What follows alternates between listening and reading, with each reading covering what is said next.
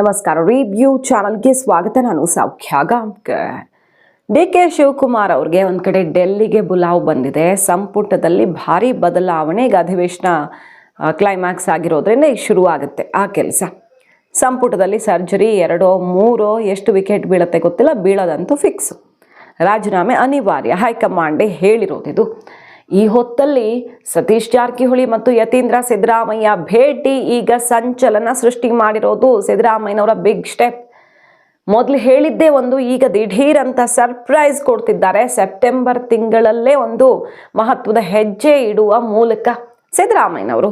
ಏನದು ಹಾಗಾದ್ರೆ? ಡಿ.ಕೆ. ಶಿವಕುಮಾರ್ ಅವರು ಯಾಕೆ ಇಷ್ಟು ಕಳವಳದಲ್ಲಿ ಓಡಾಡುವಂತಾಗಿದೆ? ರಾಜ್ಯ ಕಾಂಗ್ರೆಸ್ನಲ್ಲಿ ಭಾರಿ ಸಂಚಲನ ಸೃಷ್ಟಿಸಿರುವಂಥ ಡೆವಲಪ್ಮೆಂಟ್ ಇದು.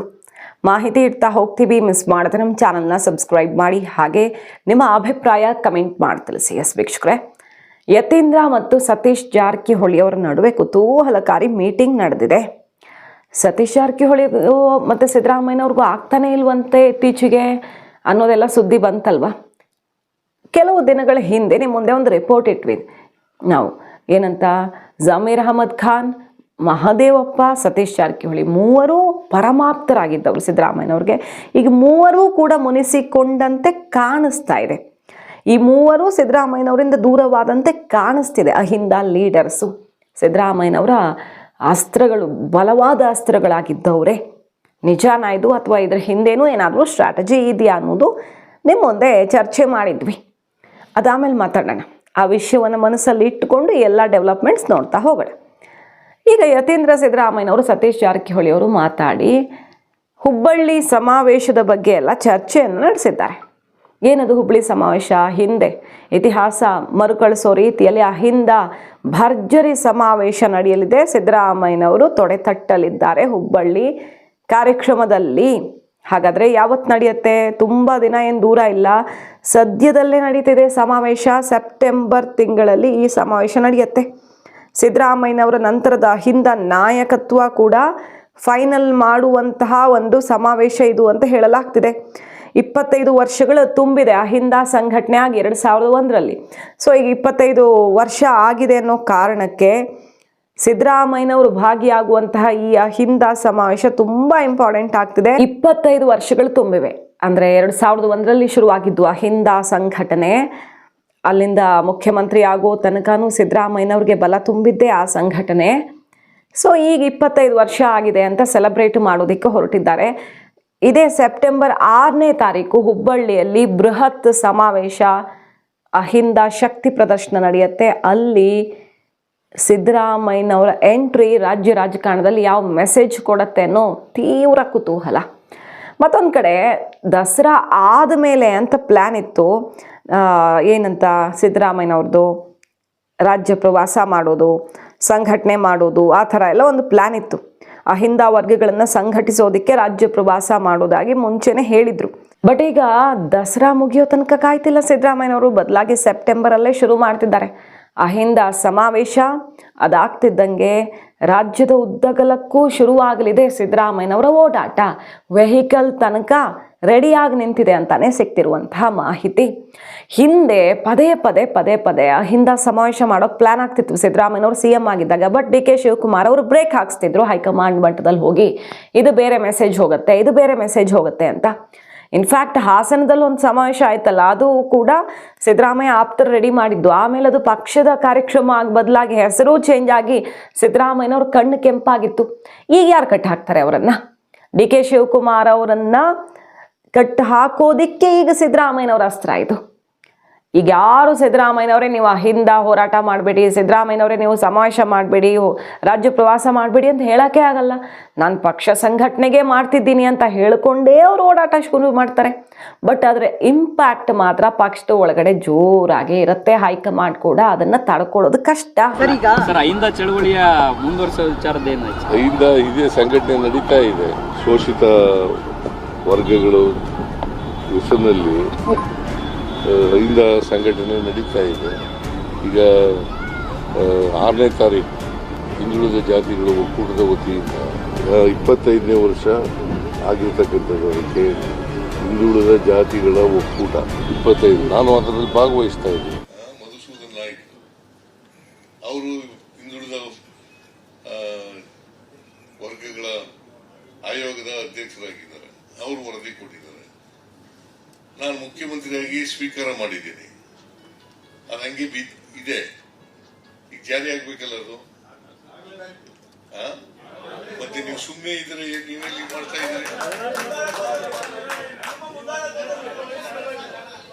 ನೇತೃತ್ವ ವಹಿಸ್ಕೊಳ್ಳೋದು ಬೇರೆಯಪ್ಪ. ನೀವೆಲ್ಲ ಸುಮ್ಮನೆ ಕೂತಿದ್ರ. ಒಂದ್ ಕಡೆ ಸಂಪುಟದ ಸಿಟ್ಟು, ಬಸವರಾಜ್ ಶಿವಣ್ಣವರ್ ಮತ್ತೆ ಸುಮಾರು ಜನ ಸೀನಿಯರ್ಸ್ನೆಲ್ಲ ತಗೊಂಡಿಲ್ಲ ಅನ್ನುವ ಆಕ್ರೋಶ ಸಿಡ್ತಿದೆ. ಸೀನಿಯರ್ಸ್ನ ಕೈ ಬಿಟ್ಟಿದ್ದಕ್ಕೆ ಹಾಗೆ ಸಿದ್ದರಾಮಯ್ಯನವ್ರು ತಾನು ಹೇಳಿದ ಹೆಸರುಗಳು ಪಾಸ್ ಆಗಿಲ್ಲ ಅಂತ ನೆಗಿ ಕೆಂಡವಾಗಿದ್ದಾರೆ. ಅದರ ಎಫೆಕ್ಟ್ ತಕ್ಷಣ ಸರಿ ಮಾಡೋಕೆ ಹೈಕಮಾಂಡ್ ಮುಂದಾಗ್ತಿದೆ. ಸಿದ್ದರಾಮಯ್ಯನವ್ರು ಹೇಳಿದ್ದೇ ನಡೆಯೋದೀಗ. ಯಾಕೆ ಬಸವರಾಜ್ ಶಿವಣ್ಣವರನ್ನ ಒಳಗಡೆ ಕರ್ಕೊಳ್ಳೋದಕ್ಕೆ ಕುರುಬನಾಯಕ ಸಿದ್ದರಾಮಯ್ಯನವ್ರು ರೆಫರ್ ಮಾಡಿದ್ದು ಕಡೆ ಕ್ಷಣದಲ್ಲಿ ಅದು ಹೆಂಗೆ ಕ್ಯಾನ್ಸಲ್ ಆಯಿತು? ಅದು ಸಿದ್ದರಾಮಯ್ಯನವರ ಮುನಿಸು ಹೆಂಗಿದೆ ಅಂದರೆ, ಸದನಕ್ಕೆ ಬಂದು CLP ಮೀಟಿಂಗ್ ಬರಲಿಲ್ಲ. ಫಸ್ಟ್ ಮೀಟಿಂಗು DK ನೇತೃತ್ವದಲ್ಲಿ ಬರಲೇ ಇಲ್ಲ, ತಲೆನೂ ಹಾಕಲಿಲ್ಲ. ಅಷ್ಟೇ ಅಲ್ಲ, DK ಶಿವಕುಮಾರ್ ಅವರು ಮೊನ್ನೆ ಹುಡುಕೊಂಡು ಮಾತಾಡ್ಸಕ್ಕೆ ಹೋಗ್ತಾರೆ. ಡೆಲ್ಲಿ ಪ್ರವಾಸದಲ್ಲೂ ಇರಬಹುದು, ಇಲ್ಲೂ ಇರಬಹುದು, ಮಾತೇ ಬರಲ್ಲ ಅವ್ರ ಸ್ಟೈಲಲ್ಲಿ. ಏನಪ್ಪ ಅಂತ ಹೇಳಿ ಕಳಿಸ್ತಾರೆ. ಬಿಟ್ಟರೆ ಏನೂ ರಿಯಾಕ್ಟ್ ಮಾಡಲ್ಲ. ಎಷ್ಟು ಪ್ರಯತ್ನ ಮಾಡಿದ್ರು DK ಶಿವಕುಮಾರ್ ಅವ್ರಿಗೆ ಸರಿಯಾದ ರೆಸ್ಪಾನ್ಸ್ ಸಿದ್ದರಾಮಯ್ಯನವ್ರ ಕಡೆಯಿಂದ ಸಿಗ್ತಿಲ್ಲ.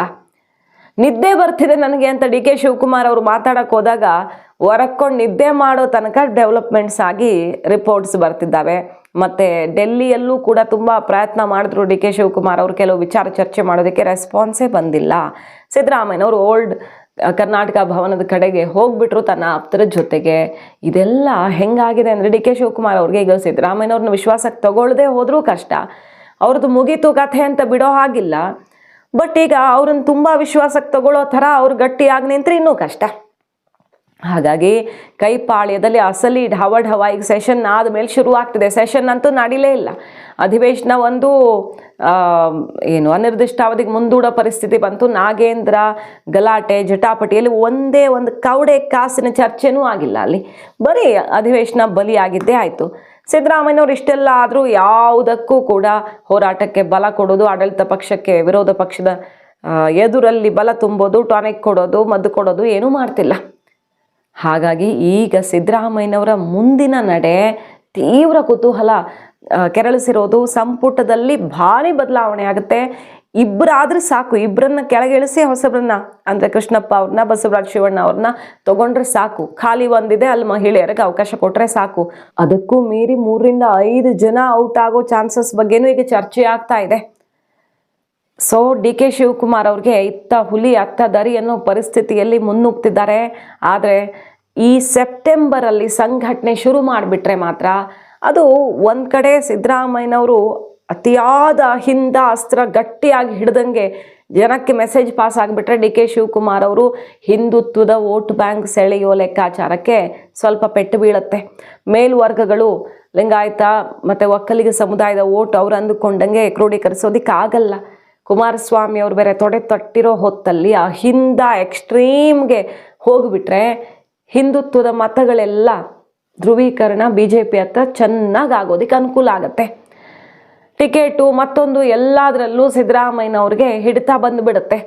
ಹಾಗಾಗಿ ಈಗ ಸಿದ್ದರಾಮಯ್ಯನವರು ಯಾವ ರೀತಿ ಶಾಕ್ ಕೊಡಲಿದ್ದಾರೆ ಅದು ಒಂದೇ ಸಲ ಗೊತ್ತಾಗಲ್ಲ. ಅವ್ರು ಅಹಿಂದ ಸಮಾವೇಶದಲ್ಲಿ ಭಾಗವಹಿಸಿದ್ರೂ ಗೊತ್ತಾಗಲ್ಲ, ಏನು ಮಾಡ್ತಾರೋ ಒಂದು ಕಾರ್ಯಕ್ರಮ ಮಾಡಿಕೊಂಡು ಅಂತ ಅನ್ನಿಸ್ಬಿಡ್ಬೋದು ಈ ಕ್ಷಣಕ್ಕೆ.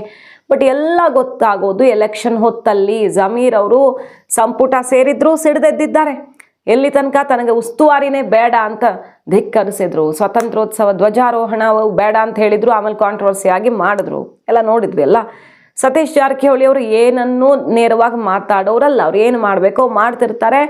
ಅವ್ರಿಗೀಗ ಸೌದಿ ಅವರು ಬೇರೆ ಸಹಕಾರಿ ಮಂತ್ರಿಯಾಗಿ ಎಂಟ್ರಿ ಕೊಟ್ಟಿರೋದು, ಬೆಳಗಾವಿಯಲ್ಲಿ ತನ್ನ ಹಿಡಿತ ತಪ್ಪಿಸುವ ಮಾಸ್ಟರ್ ಪ್ಲಾನ್ ಅನ್ನೋದು ಚೆನ್ನಾಗಿ ಗೊತ್ತು.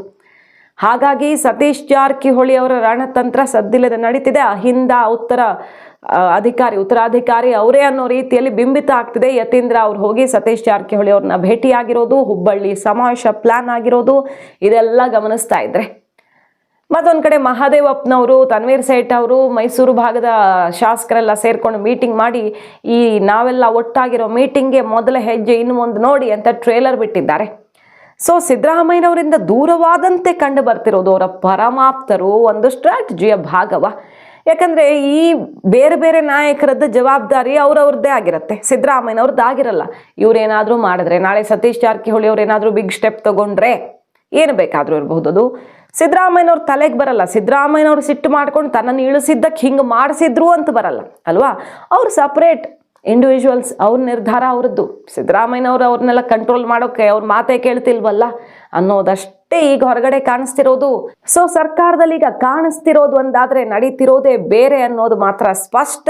ಡಿ ಕೆ ಶಿವಕುಮಾರ್ ಅವರು ಈ ಎಲ್ಲ ಸವಾಲುಗಳನ್ನ ಹೇಗೆ ಎದುರಿಸಲಿದ್ದಾರೆ ಅನ್ನೋದೇ ಕುತೂಹಲ. ಮಾಹಿತಿ ಇಷ್ಟ ಆಗಿದ್ರೆ ಮಿಸ್ ಮಾಡಿದ್ರೆ ನಮ್ಮ ಚಾನಲ್ನ ಸಬ್ಸ್ಕ್ರೈಬ್ ಮಾಡಿ, ನಿಮ್ಮ ಅಭಿಪ್ರಾಯ ಕಮೆಂಟ್ ಮಾಡಿ ತಿಳಿಸಿ. Thank you.